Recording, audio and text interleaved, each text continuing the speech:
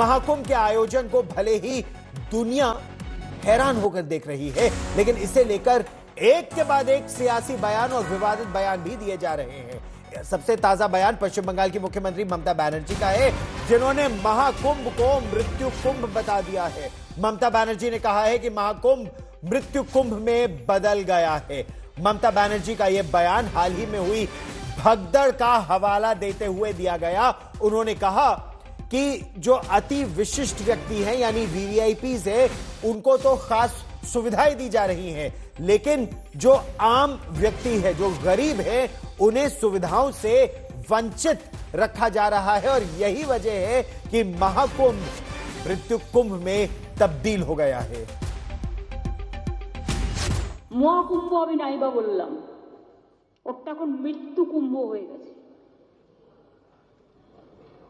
মৃত্যু কূপের মতো আমি মহাকুম্ভকে সম্মান করি, আমি শ্রদ্ধা জানাই, পবিত্র গঙ্গা মাকে আমি সম্মান করি, কিন্তু প্ল্যানিং না করে এত হাইপ তুলে এত লোকের মৃত্যু বললেন 30 জন, কথাটা কি সঠিক?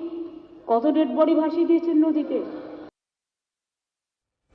तो विधानसभा में बोलते हुए ममता बनर्जी ने प्रश्न उठाए हैं, जिस तरह की तैयारियां की गई थी, जिस तरह की प्लानिंग थी, जो कमियां रह गई हैं, और उनके मुताबिक इसीलिए यह महाकुंभ से मृत्यु कुंभ में तब्दील हो गया। मेरे सहयोगी अनुपम मिश्र ताजा जानकारी के साथ हमारे साथ जुड़ रहे हैं।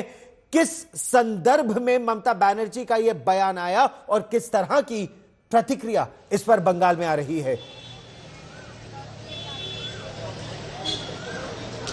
जी देखिए गौरव, ममता बनर्जी आज असेंबली हाउस में बोल रही थी, खासतौर पर बीजेपी जो यहाँ पर बॉयकॉट किया है ममता बनर्जी का भाषण, उन्होंने स्पीच उन्होंने उस पर बोलते बोलते फिर गंगा सागर पर उन्होंने बोलना शुरू किया कि गंगा सागर इतना बड़ा मेला होता है, लेकिन यहाँ पर राज्य सरकार, केंद्र सरकार कोई मदद नहीं करती है, यहाँ के बीजेपी नेता केंद्र को बोलते भी नहीं है। इसी के बाद वो कुंभ पर आ गई। उन्होंने कहा कि कुंभ बड़ी आस्था है मेरे लिए, लेकिन मृत्यु कुंभ में तब्दील हो गया है, बदल चुका है, ये बात उन्होंने कही।